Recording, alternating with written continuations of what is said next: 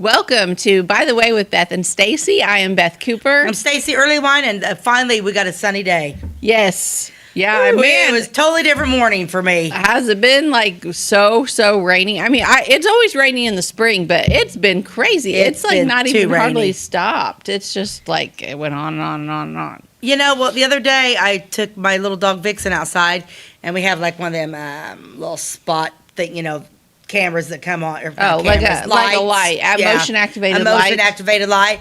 And so, you know how like in the wintertime when it snows and it just does that, it was doing that, but it was rain. It was just like I just don't want to stop raining yet. Like a mist almost. And I'm like, yeah. Can you just stop? Uh-huh. My flowers, on the other hand, look amazing. Mine do too. Have you been driving around and looking at everybody's flowers? I've looked at some. I need to drive by and look at yours. Wow. Yeah. And, wow. And I said on an earlier episode a few weeks ago that I was a little unsure how my azaleas were going to do this year because of the cold, and it froze. And no, my gosh, they're like at their prime. They're all starting to fall now. But I'm going it's to just been gorgeous. Debunk that whole. My mother. Mm-hmm. Was that type of person. You don't touch nothing till after Mother's Day. Mm-hmm. I've never believed that. I'll start planting flowers the first of April, second week of April. Uh-huh. No. And my stuff, I debunk the whole wait till it's really, really warm. Yeah. My thought process is the greenhouses are getting that stuff out. Uh-huh. What's the difference if it's at the greenhouse out there or if it's in my ground? Yeah. You know what I mean? And I don't know. Yeah, and my stuff's always looked good. Uh-huh. And I go early, and it's been times I don't cover anything up. But yeah, I kind of debunk that. Yeah. I think that's just kind of an old Wives' tale. There's some wives' tale because Mom was like, don't do it, they'll die. Uh-huh. And then every year she goes out there and puts her stuff, and she's like, well, I don't know why my stuff doesn't look good and yours looks so good. I told you why. Yeah. Well, and some people just naturally have more of a knack for it than others. It just, I don't know. Well, I can't grow a house plant. Yeah. I cannot grow a house plant to save my soul. Well, I have a couple houseplants that are fake, and they are really pretty. No one knows they're fake. Yeah. But, yeah, I don't really have a good spot by a window for a real houseplant is the thing. So I don't really have any. I don't think I have any houseplants. Yeah. I have a thing of succulents that I put outside on the front porch throughout the summer, but in the winter I bring it in. Mm-hmm. Yeah. And it does fine. But Yep, I've got my garden planted. Mm-hmm. Me and the kids did that a couple weeks ago. Mm-hmm. Onions are already up. Potatoes are already coming up. Wow. It's insane. Yeah, Jason. With all this rain and now the sun. The other thing, mushrooms are going to be all over the place. Yeah. Jason finished planting our garden except for our jalapenos, which I had to search high and low for the jalapenos we wanted, but I found them. They're called, they're not massive jalapenos. It's another M word that means the same thing as massive. But anyway, they're jalapenos that get really big. Okay. They're really good for jalapeno poppers. Well, Jim and I, this weekend was Flora's tourism put on Flora's Spring Fling. Unfortunately, it was rainy and yucky, but people still came out and people had a good time. And Jim and I judged that barbecue contest. So we were there Jim was there in the morning. He did the chicken at 11. I was working. I didn't get out of the shop till 12. So then we both did the ribs at 2, and then we did the pulled pork at 5. Oh, how fun. It was fun, and it was delicious, but I was stuffed. But anyway, somebody there, and then they did like a people's choice, so they had like just a bunch of different stuff there. And there was like, but they weren't jalapeno poppers, but they were like barbecue something stuffed in a pepper, wrapped in bacon on a grill. That sounds good. But yeah, I didn't try one because I don't like pepper. I didn't. Yeah. But it was one a great big honking. Well, a lot of times though, like Stacey, when those jalapeno poppers, like they scrape out all the seeds and they rinse it, and that takes away a lot of the real heat from it, and then it's cooked. It's not as hot as what you might imagine. Probably. I should probably try one of Jason's because I love jalapeno poppers, but I like eat the crusty stuff, suck out the cream cheese, and throw the pepper away. It's like I like a flavor well, of it, these but aren't the ones that are fried. These are grilled. Really? Mm-hmm. There's no breading. Oh, so then they'd be good for you. Yeah, I mean, they are on, like, if you're doing, like, a keto type diet, like, where you just, you don't eat sugar or carbs, and, yeah, there's no carbs in it. It's cream cheese, bacon, the pepper itself, and shredded cheddar. Mm-hmm. It's good. Did you put other seasoning in there? Does he put garlic in it or anything? It doesn't need anything else. It doesn't need anything else? It's perfect. Huh. Well, I may have to try that sometime. Yep, I'll save you one the next time we make them. Okay. Yeah, I just assumed they were. Uh-huh. But so, yeah, so that was an interesting thing. But the flowers are going good. Garden's going good. What else is happening? School's almost out. Oh, my gosh. My household is extremely excited about that and counting down the days because they're, ready Over to be it. done. Yeah. Silas had a dance this past weekend and got dressed up and went to the junior high How spring was that? fling with his girlfriend. It was good. Yeah, he had fun. Did And he? he did have fun. He looked very nice. She looked beautiful. It was fun. Was it? Yeah. Okay. So this is your first boy experience. Yes. Uh-huh. A little bit different than girl experience, Yes. So right? I've got 2 girls.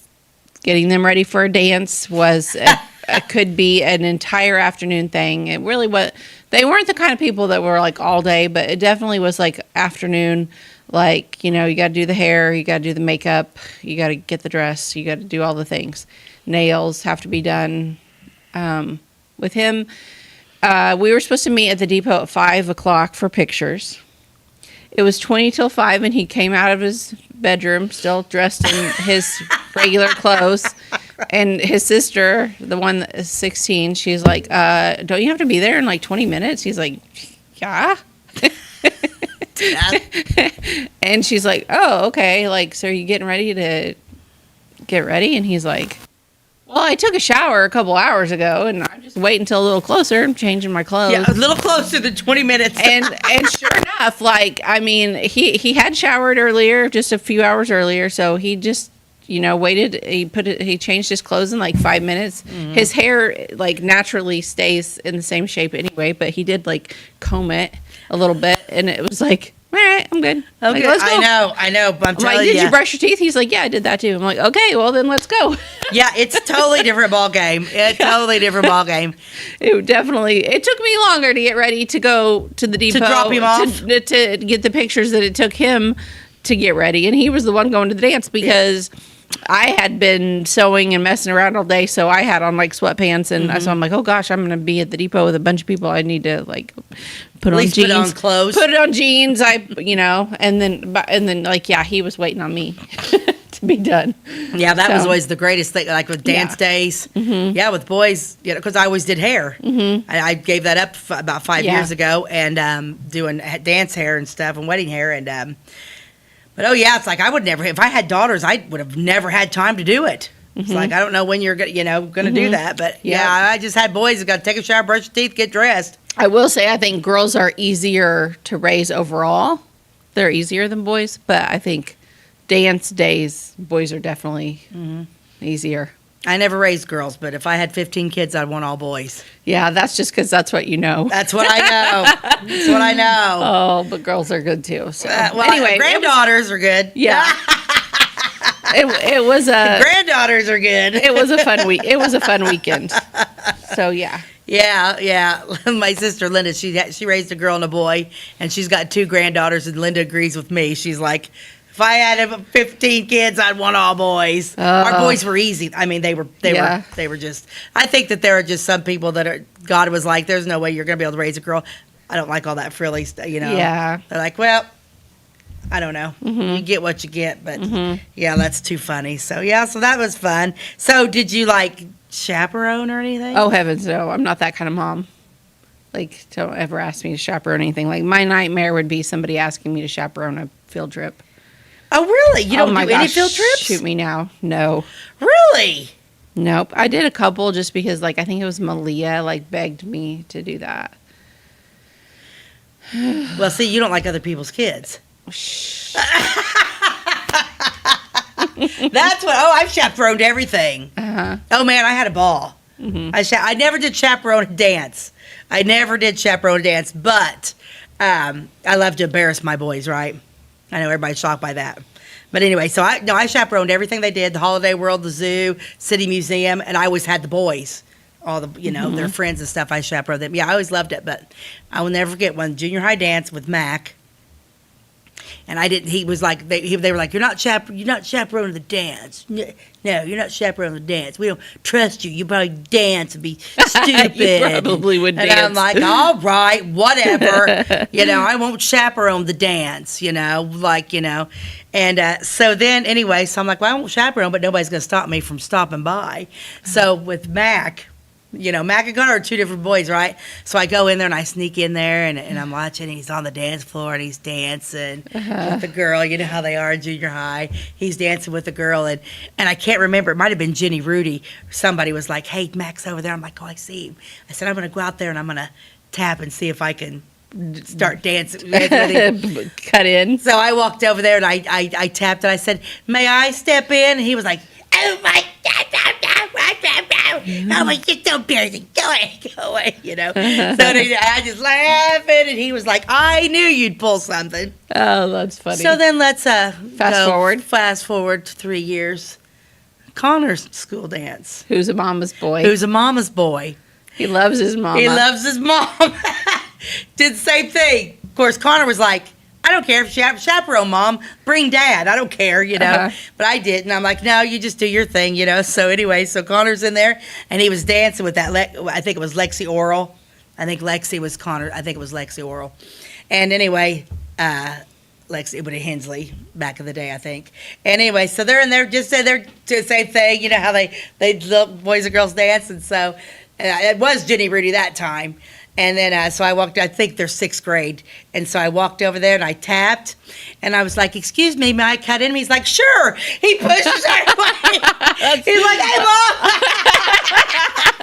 I thought that's what you were going to say.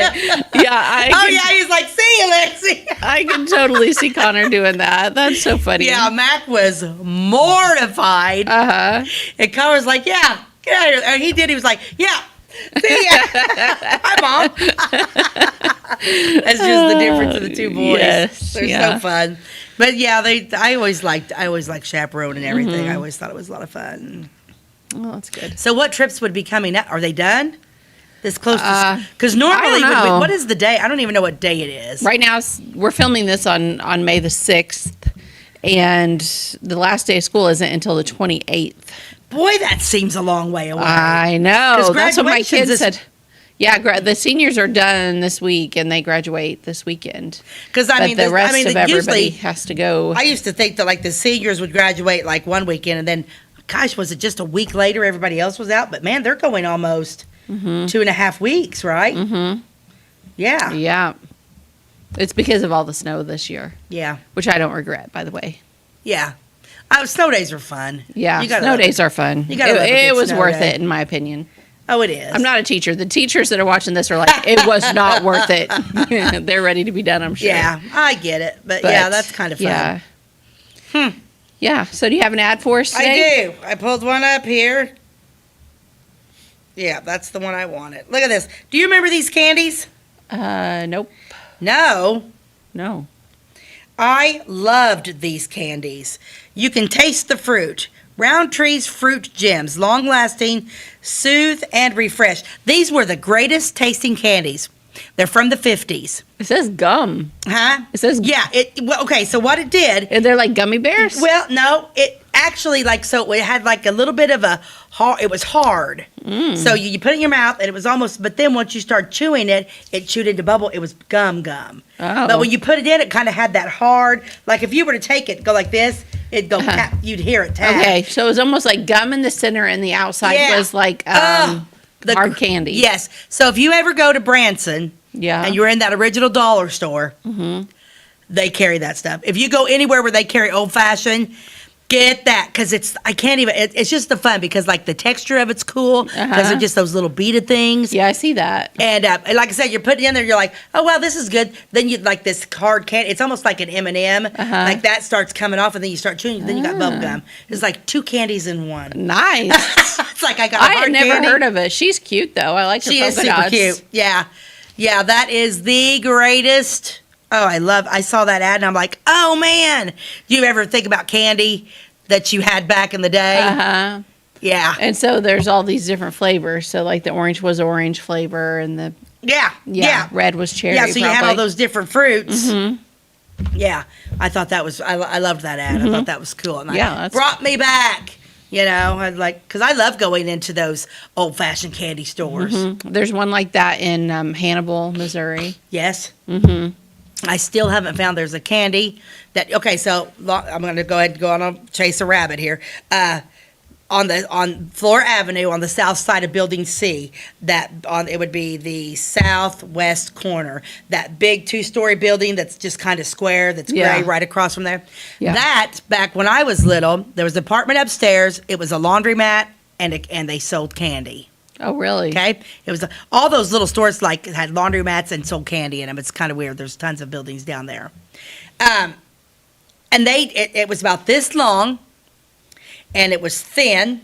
It was a thin thing, and it was like caramel, and it was kind of like a rope, like this, and it was covered in chocolate. So when you hold it up, it just looked, it was like figure eights. Figure eight, yeah. Did it like this and like this, so it had holes in it. And when you hold it, and the caramel was really hard. And I never in my life, I have no idea what the name of that was. I've never found. And Shout out to the people watching. Like, do you know what that was called? And have you ever seen one since? I have not. And every time I go into it, I will search high and low for those. And I've never, ever, ever, ever found one. We'll have to have Ty Google it. He's the master of finding things. May have to have him do that because it was good. I don't even know where you start. Yeah. 12-inch figure eight caramel covered in chocolate. Yeah. Because it was about 12 inches. Huh. 12-inch figure eight caramel covered in chocolate. There you go. Boom. He's on it, man. Well, stay tuned because we'll let you know what he finds out. All right. We're going to take a commercial break and we'll be right back. At your locally owned Napa Auto Parts stores in Flora and Louisville, you can count on experts to have the solutions to keep you running on the road or in the field. More than just your car, the Napa Auto Parts stores in Flora and Louisville carry a large inventory of Napa products for farms, heavy trucks, and just about everything that moves. Experienced associates understand your needs and are ready to help with the perfect part at a great value. That's Napa Know-How at your locally owned Napa Auto Parts stores in Flora and Louisville. Briscoe Surplus Sales on the northeast edge of Flora is your one-stop do-it-all shop. Looking for rugged boots and footwear from great brands like Lacrosse, Rocky, and Carolina? They're there. How about top-notch small engine parts and service? Briscoe Surplus Sales has it. Whether you're wiring your switches or switching your wiring, Briscoe Surplus Sales has the solution and the know-how to help you get the job done right the first time. Briscoe Surplus Sales, your one-stop do-it-all shop. We like technology at Flora Savings Bank. Here's what you can accomplish in our mobile banking app in less than 30 seconds. See account balances in your transactions, set up an account alert, make a transfer between accounts, get an alert text message about your transfer, pay a bill, turn your debit card off and then back on. It all happens in the palm of your hand with our free My Bank to Go app. Search My Bank to Go in the App Store or Google Play and give mobile banking a try. Flora Savings Bank, member FDIC, and equal housing lender. Welcome back to, by the way, with Beth and Stacey. Exciting news. We already figured out what the name of the candy bar was that Stacey's talking about that she has such Curly Whirlies fond memories of. And actually, it's called the Marathon Caramel Chocolate Bar. I need it in my life. The Mars Candy Company. Let's go ahead and show a picture. There we go. The Curly Whirly. The Mars Candy Company, which wasn't that based in Robinson, Illinois? Yes. Introduced it in 1973, and it was a full 8 inches of braided caramel, not 12. It was 8. Okay. Things seem bigger when you're little, I guess. I was gonna say, A braided caramel covered in milk chocolate. It was marketed as the candy bar you can't eat quickly in commercials by some kind of cowboy guy. So the good. Marathon bar came in a bright red wrapper that made it stand out from the other candy bars. And there was actually a ruler on the wrapper that showed how long it really was. Yes. But Mars discontinued the Marathon bar in 1981. That's probably why I don't remember it.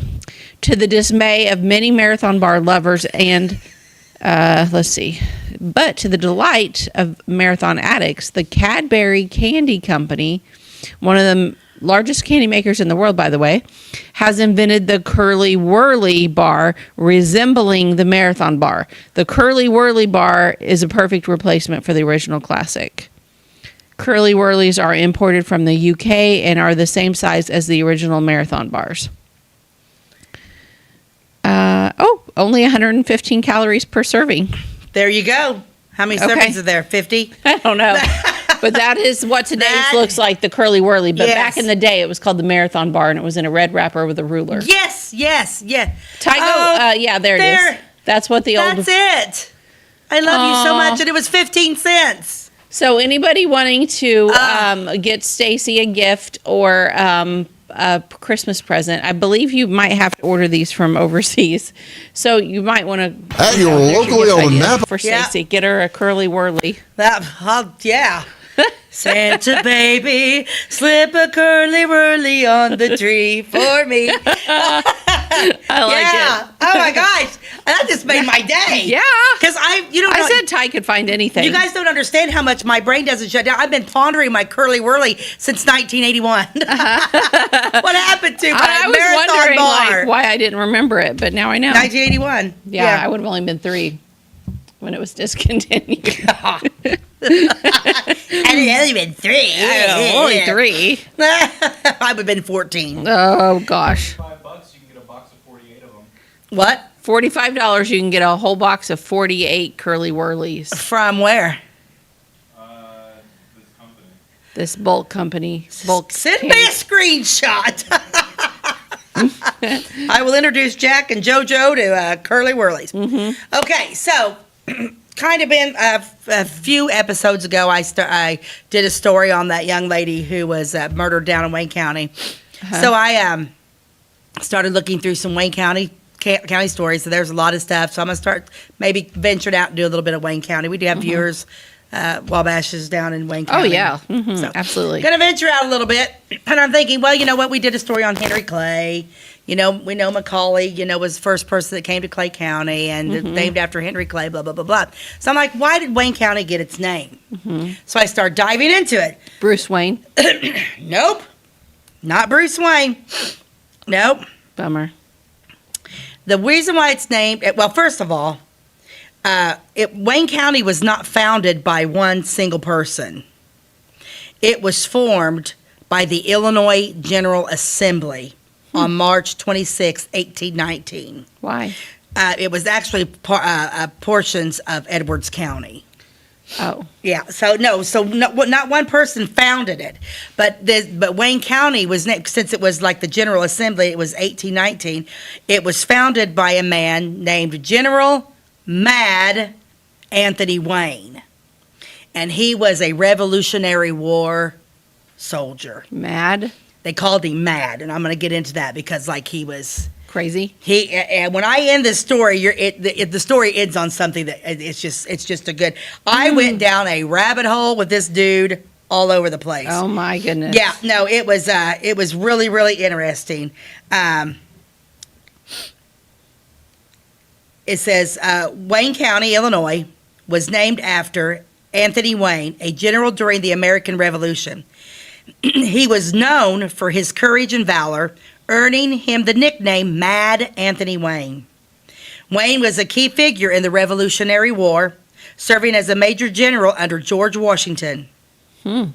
His military exploits and fiery personality contributed to his notoriety. And his name, I bet. Fiery personality. Yep. The county's name was intended to honor his contribution to the American Revolution. So that's who we're talking about here. So I'm like, okay, that's interesting, because once I start diving into him, it's like, well, how many Wayne counties are there in Illinois? Well, there would only be one in Illinois. In the United States. Okay. Okay.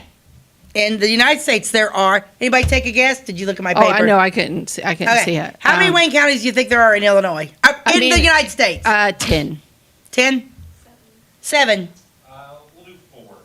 16. Well, really? Okay. Mm-hmm. Out of those 16, how many are named after Mad Anthony Wayne? All of them? 10? Ty? 8. 15.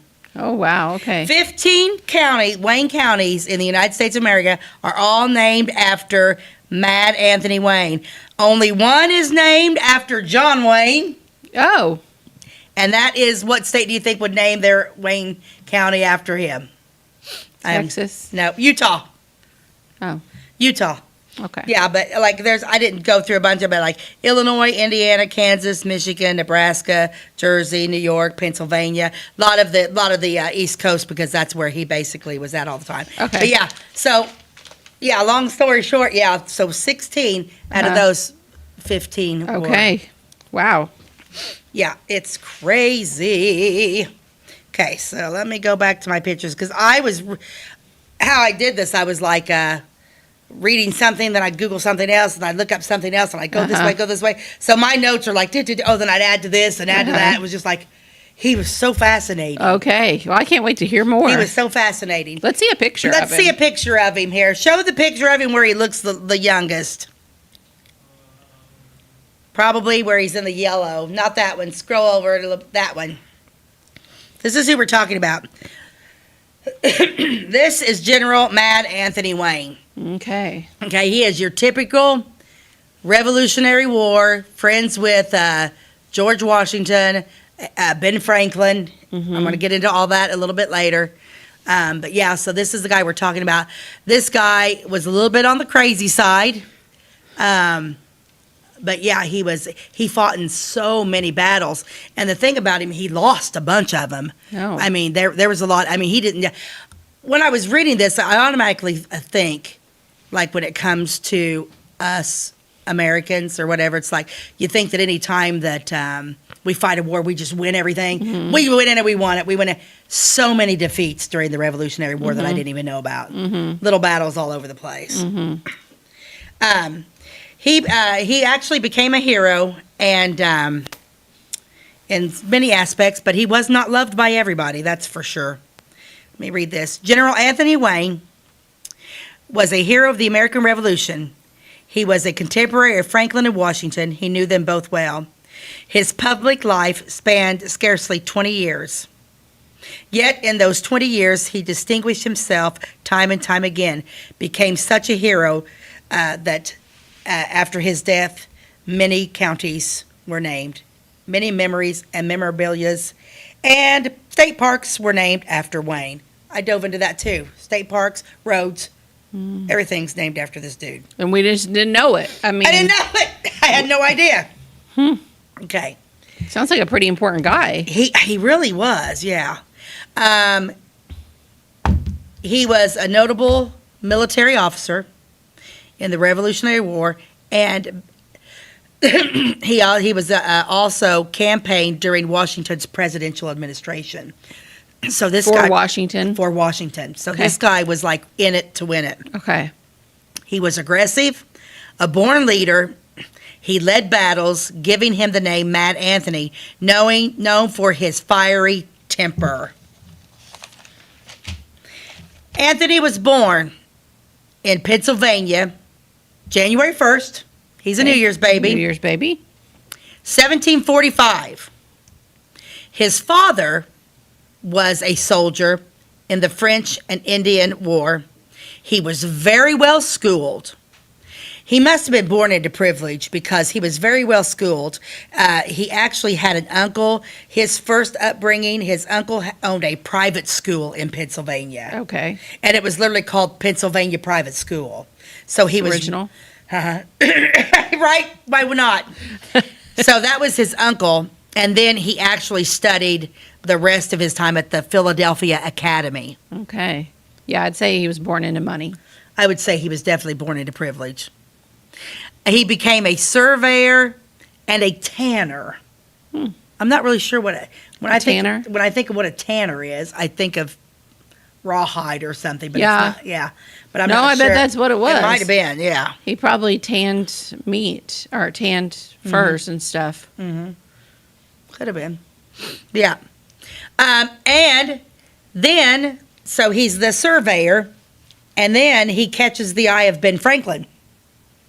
Ben Franklin, he meets Ben Franklin, and Ben Franklin's like, hey, there's this place called Nova Scotia, and I hear you're a pretty good surveyor, so I need you to go and survey 100,000 acres. So that's where he gets in there with the Ben Franklin. A lot of times in my research of him, I'm finding that they call him a founding father. But Did he sign the Declaration or anything? no, had you ever heard of his name before? Mm-mm.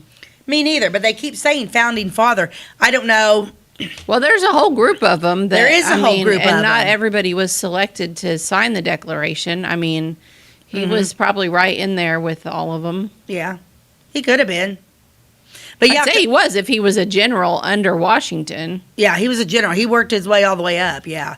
In battle after battle, and we'll get into all that in a little bit. But, yeah, so I just thought that was like, gosh, I'd never heard of him before. And once I found out, because I'm thinking, oh, this will be a cool story, I was like, well, he never did come to Wayne County, but I thought, well, it's interesting. It was interesting connected. anyway. Yeah, it's absolutely. connected. It's connected. So we better take a commercial break. Let's take a commercial break, and we'll come back, and I'll talk about all of his battles. Then we're going to talk about the end of his life, and it's very interesting. Okay. If you're looking for a loan for your brand new home, call Clay County State Bank. If you want to transfer money so your future will look sunny, call Clay County State Bank. We got checking and savings and bill pay too.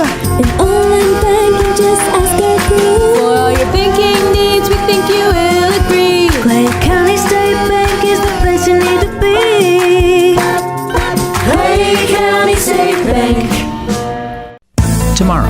Some fear the uncertainty it brings. Some trust the promise it holds. At Grinnell Mutual, we are always looking forward to tomorrow, growing and innovating. So even if the plans you have for the future aren't the same as the plans that the future holds for you, you can be ready. Because we'll be ready, like we have been for over 100 years. Trust in that. Trust in tomorrow. Talk to your mutual agent today. Your local agent is on the square. Louisville, Clay County, Farmers Mutual Insurance.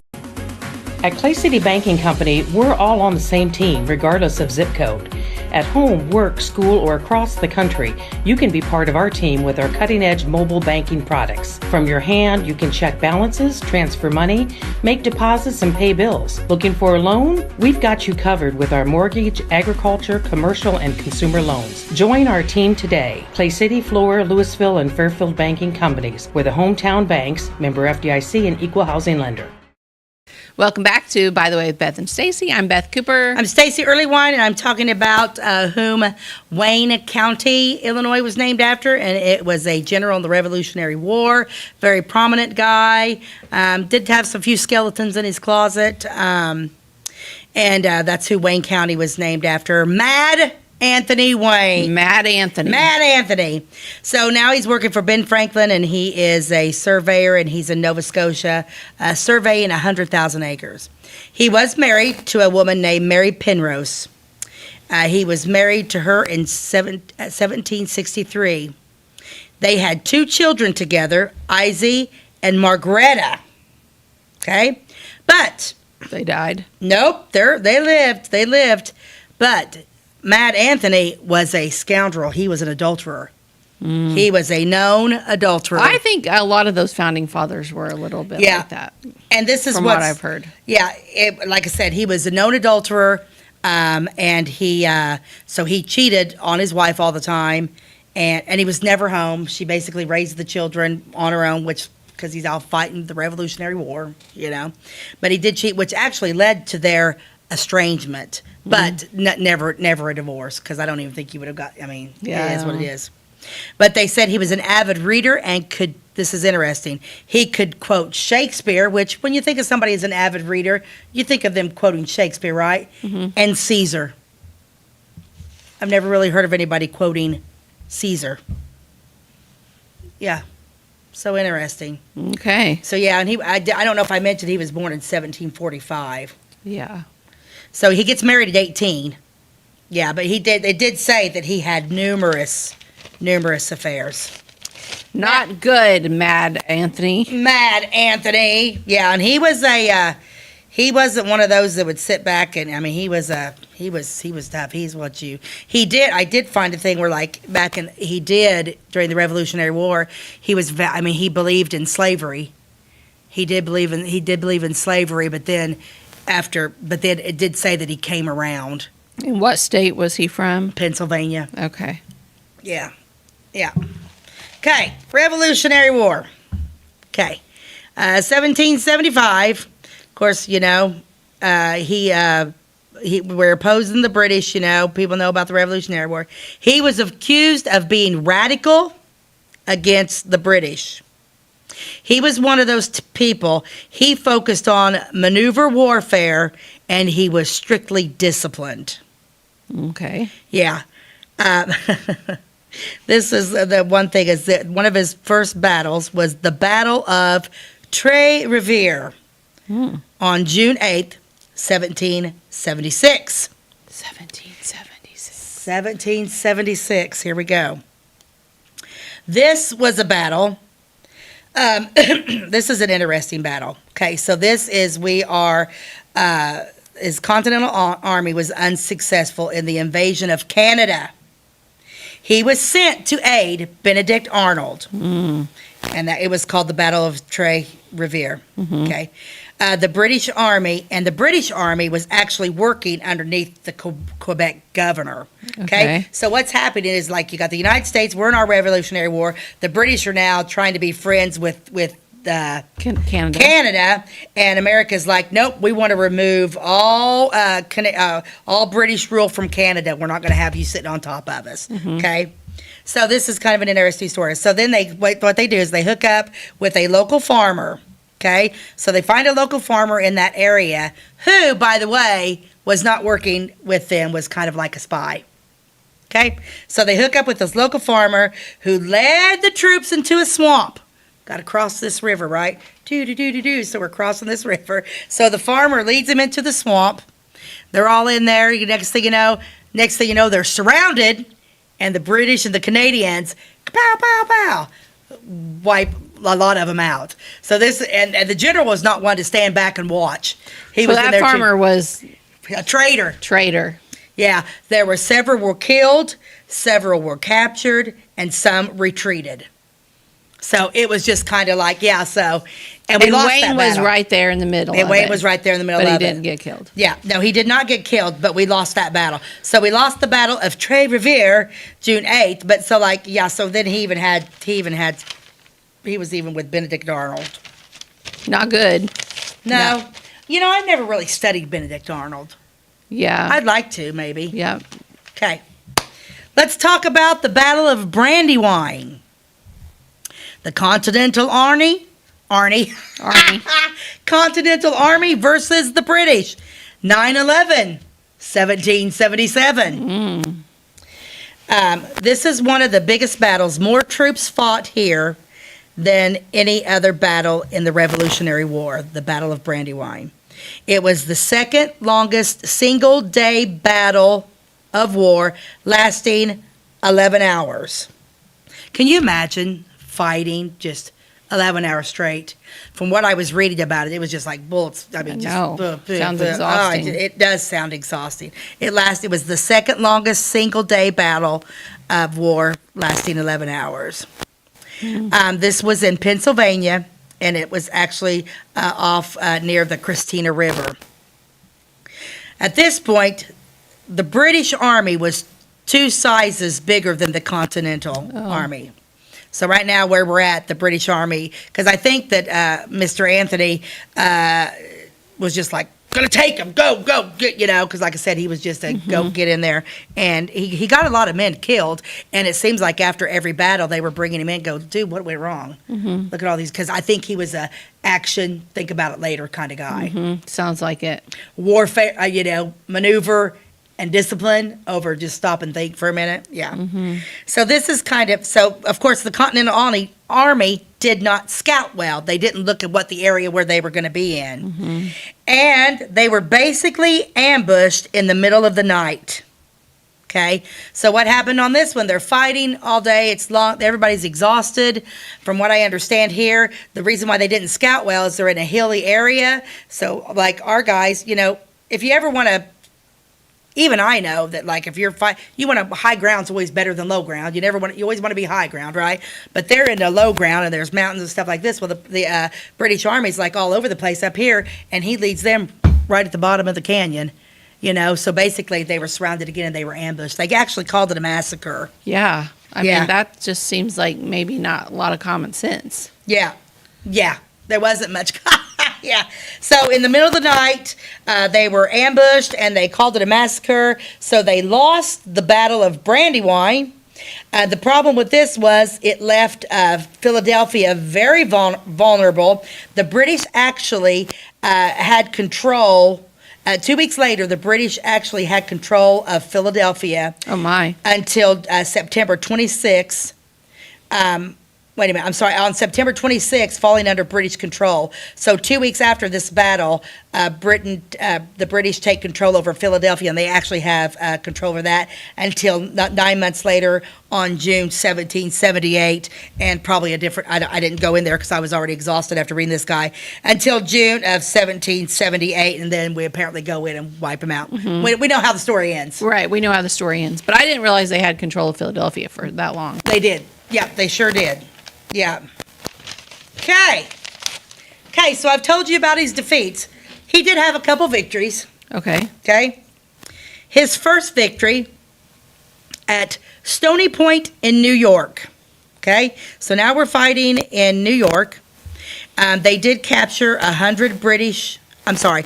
There was over 100 British casualties, and they did capture 400 prisoners.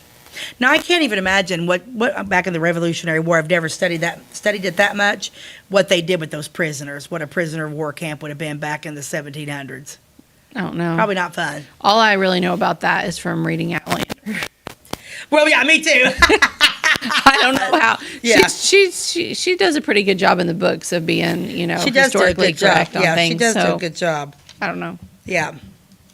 But, so anyway, so he did have a victory at the Stony Point in New York, but there he was also hit. He was stunned by a musket ball to the head during the battle, but he came away with the victory. So he was pretty happy about that.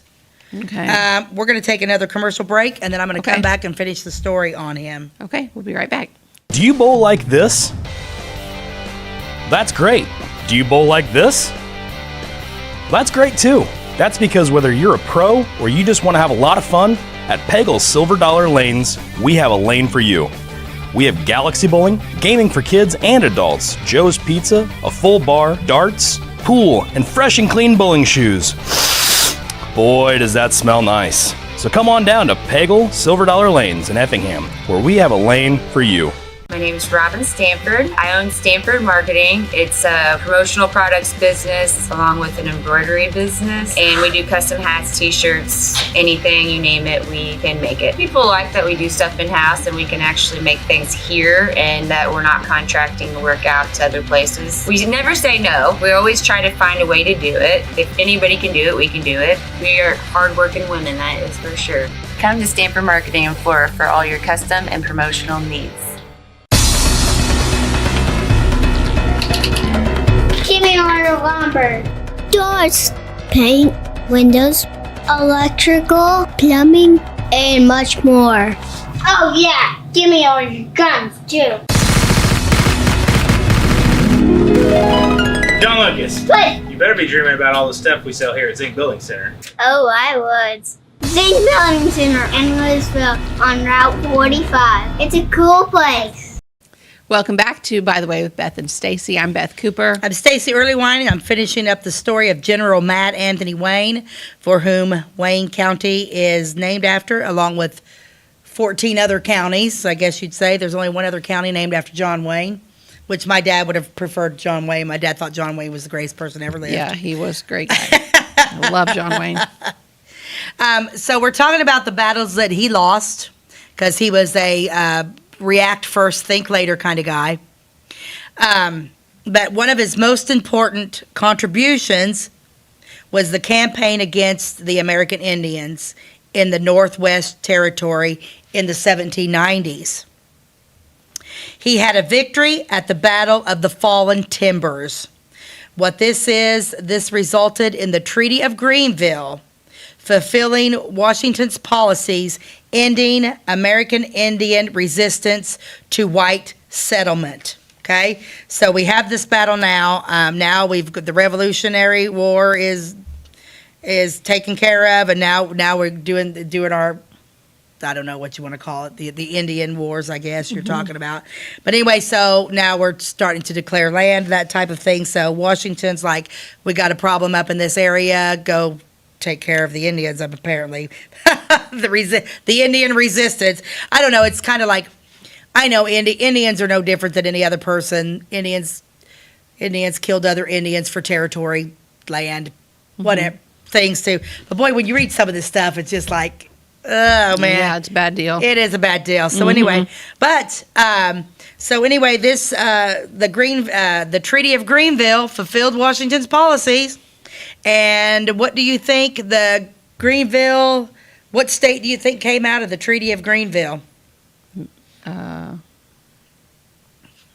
don't know, Ohio? Ohio. Yeah. Ohio. Yeah, so after this, basically Ohio's the name. Yeah, like I said, that he went up there and he cleaned out all the Indians, and that's where Ohio gets its name. Yep, they named it Ohio. I don't know why they named it Ohio. And that's actually, as much as there's so much stuff named after him, that's the only standing monument is in Ohio at the Capitol. Okay. Yeah. Yep. Interesting. So many battles. Let me just read some of these battles he was in. Okay. His rank, once he was finished, was Major General. In his battles of the American Revolution. War Battle of Tres Rivières, Battle of Brandywine, Battle of Pailly, Battle of Germantown, Battle of Monmouth, which was the biggest battle that they had to do, which they did win, Battle of Stony Point, Battle of Bull's Ferry, Battle of Green Spring, the Northwest Indian War, Siege of Fort Recovery, and the Battle of the Fallen Timber. Wow. Those are all the wars that this man, because he died at 52 years old. I started to say, did he live a long life? Yeah. Not really. No, not really. So, yeah, he had a lot of battles. Why did he die? Well, you're going to get into that. I'm getting there, yeah. Okay.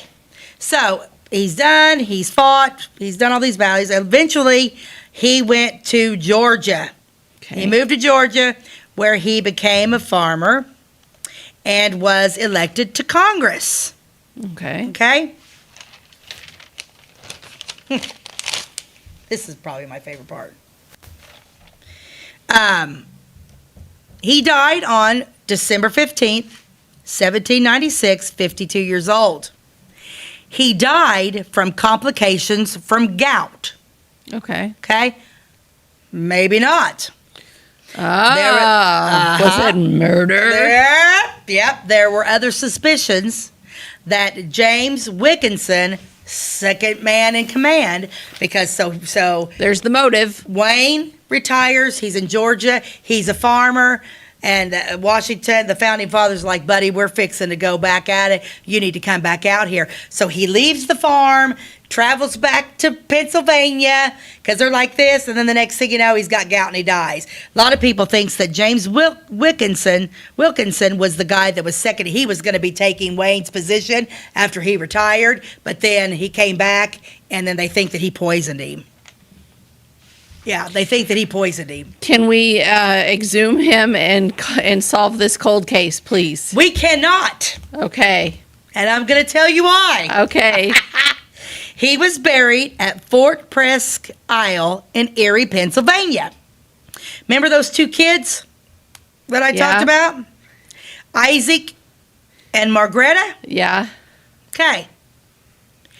In 1809, Margaretta wanted Daddy's body back in the county where they were at. So she requested that her brother Isaac bring him back to Chester County. Isaac traveled to Erie at the request of his sister Margaretta, herself seriously ill. She asked her brother to travel to Erie and bring their father's remains home to Chester County. Dutifully, Isaac traveled to Erie, where he had the casket exhumed. When the grave was opened, it is said the general was in decent condition for being in the ground 13 years. Isaac Wayne quickly determined he could not take his father's remains all the way across Pennsylvania in the small cart he came in, so he ordered the body rendered, meaning boiled, vigorously to remove the flesh. Not an uncommon event in these times. The bones boxed or placed in saddlebags. The details are unclear. Isaac set off for Chester County across rough dirt roads, basically on the path of today's US 322. The legend and ghost story begins here. It seems not all the bones made it back to the family plot.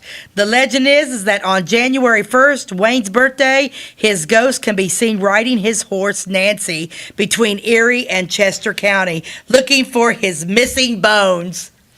Oh, my goodness. Is that not the greatest thing you've ever heard? Oh, my. I did not know that they rendered anybody. And I don't understand the decision to do that. Like, why not just leave him there and be like... Yeah, because it's not like he wasn't in Pennsylvania. Yeah. Yeah. Rendered. Boiling. Can you think about it? But yeah, because back then, honestly, there was no embalming back in the day. Mm-hmm. Right? Well, there might have been. Would there have been? I don't even know when that... I mean, even the Egyptians did that. Did they? The ancient Egyptians. I didn't know for sure when that came back. Mm-hmm. But yeah, he was in the ground for 13 years. I mean, he looked pretty good after 13 years, but let's boil him. I'd never heard of anything like that. I couldn't do it. Like, I couldn't either. I no, I just wouldn't. I'd be like, let him rest. Yeah. No. No thanks. Can't do it. Yeah. Oh my, that's just really something. So there's no chance of finding whether there's arsenic in his body. Nope, his bones are buried. They're buried back there. Let's see. In the United States, there are five state parks named after Anthony Wayne, 30 schools, 50 streets named after him. So he was. Well, I'm really surprised. I'd never really heard of him before. I mean, he's once you know all the things he did and all of the things that are named after him all over the world, all over the United States. Yeah, you're like, well, holy cow! Like he was a pretty main player. He was a big man. Yeah, but I didn't know about him. I'd never heard of him. Yeah, it's just so weird. I'm really glad that I dove into that. Yeah, me too. Because I'm like, there were so many things I didn't know about him. Like I said, my notes are just everywhere because I'm reading this and I'm reading that and this is popping up. And, you know, I can look and stuff. And then when I got to the end of that and it was like, you did what? Mm-hmm. So apparently Margareta, because Isaac did whatever Margareta wanted. Margareta's the oldest child. They had her first and they had him. And I wonder whatever happened to the wife. Well, I bet you Margareta had her dad moved and buried next to his wife. I bet you're right. Let's just see. Did you look on Find a Grave? I did not because my mind was just completely blown on this person. See if I can find him real quick. Yeah, because it would be, Chester County, Pennsylvania is where he's buried. Yeah, took him up, boiled him, and took his bones. I wonder why. Yeah, because I guess he just didn't think he's afraid his dad would fall out of the coffin. I mean, does that make any sense to you? Huh. And his first name? Anthony. I don't think you look up Mad Anthony Wayne. Anthony Wayne. Because that'll be interesting to see what happened to him. I'd like to go to Pennsylvania. He's listed twice, once for each spot he's buried. Oh, really? So he's Old St. David's Church Cemetery. That is in Delaware County, Pennsylvania. No pictures of Margareta.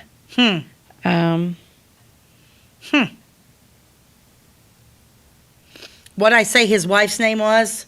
Her last name was Penrose. This is the inscription of that stone. It says, Major General Anthony Wayne was born at Waynesboro in Chester County, state of Pennsylvania, AD 1745. After a life of honor and usefulness, he died in December 1796 at a military post on the shore of Lake Erie. Commander-in-Chief of the Army of the United States. His military achievements are consecrated in the history of his country and in the hearts of his countrymen. His remains are here deposited. So that's talking about like where he's at in Chester, where they actually left him. His wife's name was Mary Penrose. Her first name was Mary Anthony. In honor of the distinguished military services of Major General Anthony Wayne and as an affectionate tribute of respect to his memory, this stone was erected by his companions in arms, the Pennsylvania State Society of the Cincinnati, July 4th, AD 1809, 34th anniversary of the independence of the United States. Okay, so they put that up in memory of him. Let's see. So then Mad Anthony Wayne... Chester, this is the one in Chester County. So this is his other one. That's where they took him. And here lies the bones of. He has a big monument there. Oh, I bet. And his name's at the cornerstone. It's like a mausoleum. Oh, wow. I don't have time to send it in. I but know we're almost done. But yeah, his... What'd you say? Yeah, Mary. Mary. I'm assuming she's in there too, right? That would not be good if he was in and Mary wasn't. She's at the other cemetery. What? Where he was... The daughter wanted him moved to Chester County, or he was in Chester County? No, the daughter, he was in Erie, and she wanted him in Chester County. The mother is in Delaware County, where his other stone is. Well, that's weird. Why'd she want him in Chester County? I bet that family's super weird. I'm going to go with that, she too. could bring him back to Chester County, and that's what I said. Yeah. Yeah, bring him back to Chester County. Yeah. But leave Mom. Yeah. Don't boil Mom. She's cool. Yeah. How interesting. Okay. Huh. No, wait. This one is in Erie County. Yeah. That's...